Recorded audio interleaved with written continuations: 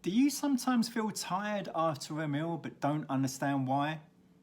I'll answer that in this video.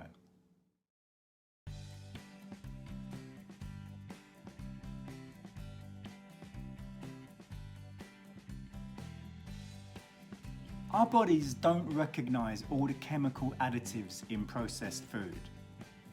So what happens when you eat processed food? When you ingest those chemicals, the body mounts an immune response against them. If you have flu, one of the reasons that you feel so tired is because of all the inflammation happening within your body fighting against the virus and immense immune activity. That's the reason that you're so tired. So when you regularly eat processed food containing a lot of chemical additives, your immune system fights those chemicals as it doesn't recognize them. So that is one reason why eating a lot of processed food leaves people drained and having less energy.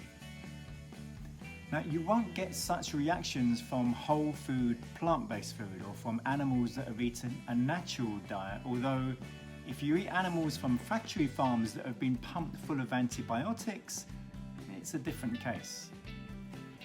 If you eat only natural foods that grow in the ground or animals that eat a natural diet, you won't feel so lethargic and tired, and there'll be far less inflammation going on inside your body.